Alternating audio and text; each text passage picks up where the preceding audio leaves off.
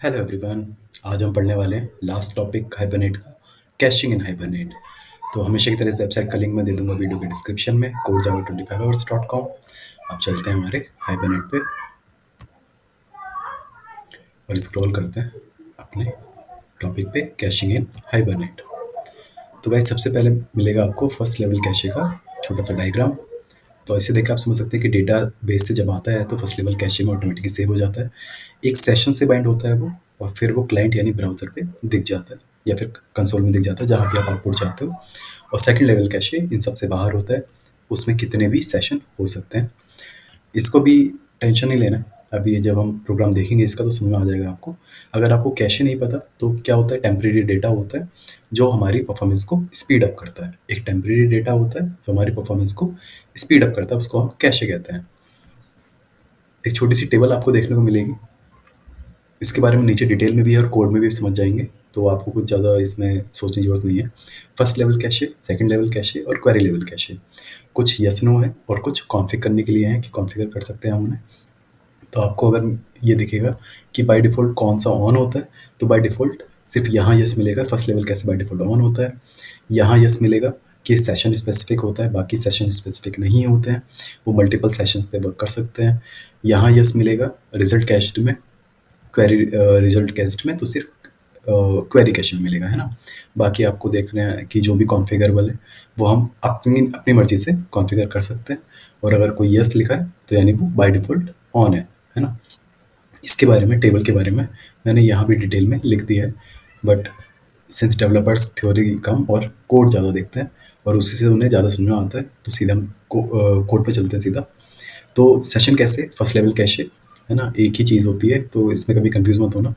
तो by default enabled होता है, कहाँ ये डिसेबल नहीं कर सकते, लेकिन कुछ वर्जन में हाइबरनेट के डिसेबल करने का ऑप्शन भी दिया था, बट कुछ वर्जन में उन्होंने हटा दिया था वापस, है ना।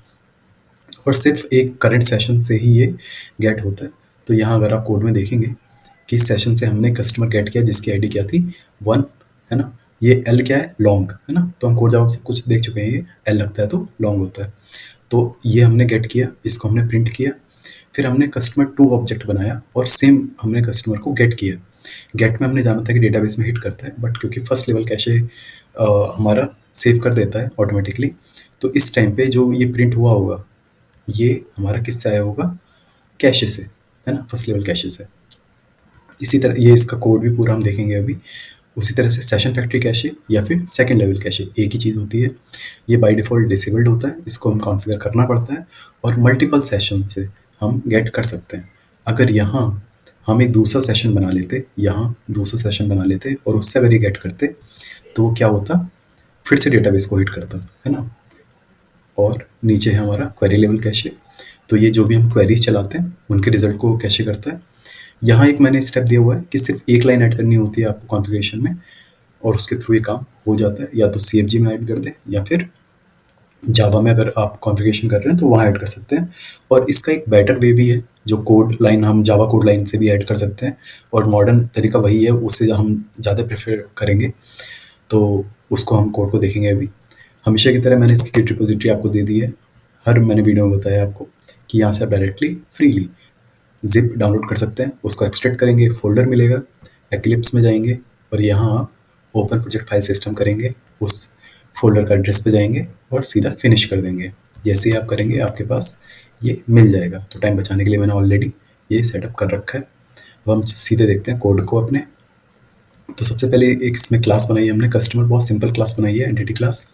तो उसका हमने टेबल दे दिया कस्टमर। आईडी के लिए हमने जनरेटेड वैल्यू आइडेंटिटी दे दी है। कॉलम है उसमें नेम कॉलम है से जस्ट, है ना, और इसके बाकी गेटर सेटर है। तो बहुत सिंपल क्लास है, आईडी और नेम है जस्ट, और कुछ भी नहीं है। बाकी अगर हम देखें तो हाइबरनेट कॉन्फ़िगरेशन हमने दे रखी है, बिल्कुल सेम सब कुछ वैसा ही है। इस डेटाबेस को हम चेक कर लेते हैं कि क्या ये ऑलरेडी एग्जिस्ट करता है या नहीं करता। तो ये अभी एग्जिस्ट नहीं करता है। अब हम चलते हैं कैशे इम्प्लीमेंटेशन पे। तो देखिए यहाँ हमने क्या किया, ये सब तो आपको पता ही है कि यहाँ तक कि हमने कॉन्फ़िगरेशन को पहले फेच किया है ना। यहाँ से कॉन्फ़िगरेशन क्लास से अपनी एक अनोटेटेड क्लास ऐड कर दी है कस्टमर की। उसके बाद हमने प्रॉपर्टी सेट कर दी है सेकंड लेवल कैशे की ट्रू। उसके बाद हमने नीचे भी प्रोग्रामेटिक वे यूज़ किया हुआ है। अब देखिए यहाँ एक लाइन को मैंने कमेंट किया है कि पहले EH कैशे रीजन फैक्ट्री हम सेट करते थे, सेकंड लेवल कैशे के लिए यूज़ कर रहे हैं, तो ये 5.3 वर्जन से पहले हम यूज़ करते थे। 5.3 वर्जन के बाद हम यूज़ करते हैं जे कैशे रीजन फैक्ट्री। तो आप जो भी वर्जन यूज़ कर रहे हैं उस हिसाब से इसे डिसेबल एनेबल कर सकते हैं, है ना। और हमें एक EH कैशे की फाइल देनी होती है, तो ये हमने यहाँ पाथ दे दिया है, ये आप as it is copy paste कर सकते हैं।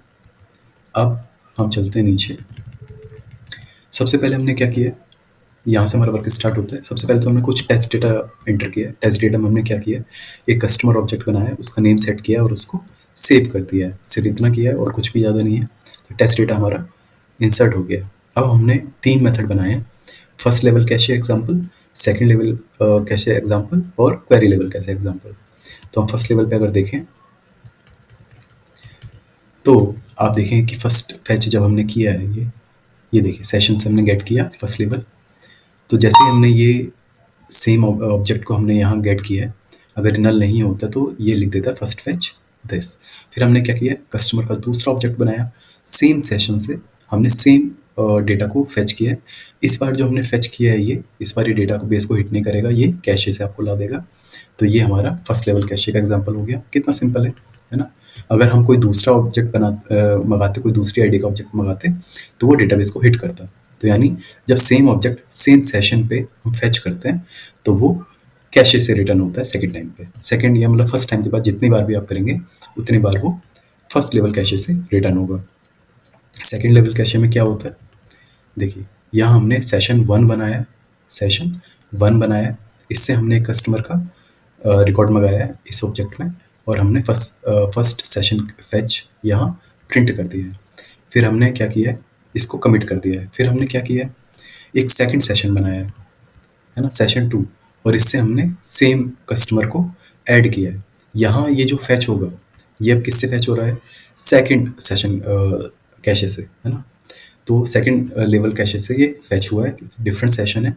फर्स्ट लेवल एक ही सेशन पे वर्क करता है और सेकंड लेवल जितने भी आप सेशंस बनाओगे उन सब पे वर्क करता है। तो दूसरी बार जो सेकंड टाइम हमने फैच किया दूसरे सेशन पे, तब भी ये किससे आया होगा, सेकंड लेवल कैशे से, है ना। तो बहुत सिंपल है ये भी, यहाँ मैंने लिख के रखा है इसके लिए, तो आप जब हम चलाएंगे तो ये दिख जाएगा। क्वेरी लेवल कैशे में हमने क्या किया है, एक क्वेरी बनाई है from customer where name is equal to this. Set parameter हमने कर दिया। मैंने बताया भी था कि जब भी हम कॉलन लगाते हैं क्वेरी में तो यानी उसको हमें सेट करना होता है, तो नेम हमने जॉन सेट कर दिया। अब देखिए मैंने बताया था कि जावा कोड के थ्रू हम ये एनेबल डिसेबल कर सकते हैं। तो सेट कैशेबल मैंने ट्रू कर दिया, क्वेरी को क्या किया है, सेट कैशेबल ट्रू कर दिया है। सेकेंड टाइम पे फिर हमने ये फैच कर दिया और हमने प्रिंट कर दिया। सेकेंड टाइम पे जब हमने दूसरी क्वेरी बनाई है तो हमने सेम डेटा मंगाया और इसको भी सेट कैशेबल ट्रू कर दिया। तो यानी जब सेकेंड टाइम पे ये आया होगा तो ये किससे आया होगा, क्वेरी लेवल कैशे से आया होगा, है ना। तो बस ये है, इसको हम चला के देखते हैं एक बार और फिर देखते हैं कि क्या क्या प्रिंट हुआ है। कोई प्रॉब्लम आई है, ओके। जो हमारा JRE वर्जन है वो थोड़ा ओल्ड है, उसको हम डिफ़ॉल्ट पे ले आते हैं। एक्लिप्स कभी कभी ये प्रॉब्लम कर देता है। अब हम इसको चलाते हैं,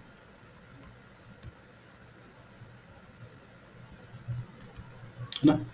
तो ये चल गया है। तो देखिए जैसे जैसे हमने प्रिंट किया है वैसे वैसे ये प्रिंट हो गया है। मैंने क्वेरीज कॉन्फ़िगर में एनेबल कर रखी है तो क्वेरीज भी प्रिंट कर रहा है। बट यहाँ आप देख सकते हैं कि जो जो हमने प्रिंट किया है वो सब कुछ प्रिंट हो रहा है। अगर आप कन्फ्यूज़न नहीं चाहते हैं तो जो भी हमारा शो एसक्यूएल वगैरह है, फॉर्मेट एसक्यूएल है, ये सब आप कमेंट कर सकते हैं जिससे आपको क्लियरली सब कुछ दिख जाए।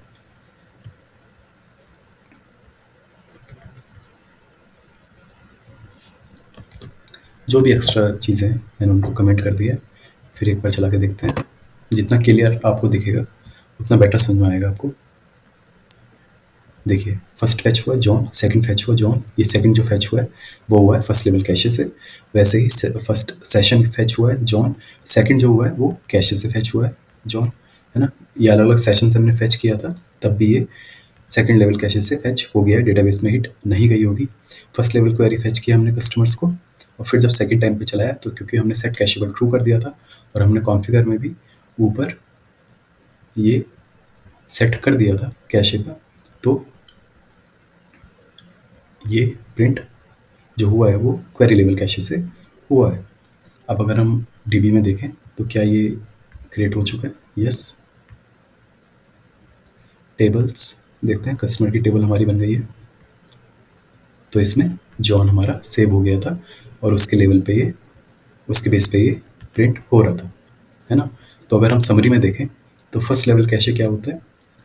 फर्स्ट लेवल कैसे ये होता है कि अगर एक सेशन से आप ऑब्जेक्ट रिट्रीव करते हैं बार बार, तो पहली बार में जस्ट डेटा बेस को हिट जाती है। सेकंड, थर्ड और जितने भी सो ऑन टाइम आप फिर फैच करते हो वो सब फर्स्ट लेवल कैशे से ही फैच होता है, अगर सेशन सेम है। अगर हमें अलग अलग सेशन बनाने की नीड है तो हम क्या करते हैं, सेकंड लेवल कैशे को इनेबल करते हैं, कॉन्फ़िगर करते हैं जैसे हमने किया है ये। और उसके बेस पे अलग अलग सेशन से जब हम सेम डेटा फैच करते हैं तो तब भी वो डेटाबेस को हिट नहीं करता और क्या करता है, सेकंड लेवल कैशे से उसको डेटा को ले आता है। अगर हम क्वेरी चला रहे हैं और कुछ क्वेरी हमें बार बार चलानी पड़ रही है, वो डेटा बार बार लाना पड़ रहा है, तो हम क्या करते हैं, सेट कैशेबल ट्रू कर देते हैं। और वो फिर क्या होता है, सेकंड टाइम जब वो फिर से उस डेटा को लाने का ट्राई करता है तो वो क्वेरी कैशे से ही रिटर्न कर देता है। सिर्फ इतना सा प्रोग्राम है, इसको चला के देखें, इसके साथ एक्सपेरिमेंट करें, और अगर कोई एरर आता है या फिर अंडरस्टैंडिंग में कोई प्रॉब्लम आती है तो बताएं, कमेंट करें इस वीडियो पे, मैं डेफिनेटली उसका आंसर दूंगा। तो बहुत छोटा सा टॉपिक था गाइस, और इसके साथ हमारा हाइबरनेट का टॉपिक कंप्लीट होता है। इसके बाद गाइस मैंने आपके प्रिपरेशन के लिए, क्योंकि knowledge without mileage is waste, तो माइलेज आना चाहिए, तो मैंने कुछ इंटरव्यू क्वेश्चंस आंसर्स आपको दिए हैं, तो ये आप ज़रूर पढ़ें। और अगर कोई आंसर में, कोई क्वेश्चन में आपको कोई प्रॉब्लम होती है तो बताएं, अगर कुछ और उसमें ऐड करना है तो वो बताएं, मैं उसमें डेफिनेटली आंसर दूंगा। जो भी यहाँ लिखा है वो सब कुछ मैं ऑलरेडी आपको बता चुका हूँ, तो एक बार ज़रूर ट्राई करें कि, क्योंकि नॉलेज का टेस्ट करना भी आपको ज़रूरी है कि आपको वाकई अब सब कुछ पता चल गया कि नहीं। काफ़ी कम क्वेश्चन हैं इन, ये वो बेसिक क्वेश्चन है जो इंटरव्यू में पूछे ही पूछे जाते हैं, तो 20 क्वेश्चन है जस्ट, ये आप जरूर ट्राई करें। तो इससे आपको पता चल जाएगा कि आपका बेसिक हाइबरनेट कंप्लीट हो चुका है। और हाइबरनेट में ऐसा कुछ भी नहीं बचता जो यहाँ हमने कवर नहीं किया है। तो okay, thank you so much guys, मिलते हैं नेक्स्ट वीडियोज़ में जो हमारी होंगी स्प्रिंग फ्रेमवर्क से related. Okay guys, thank you, bye.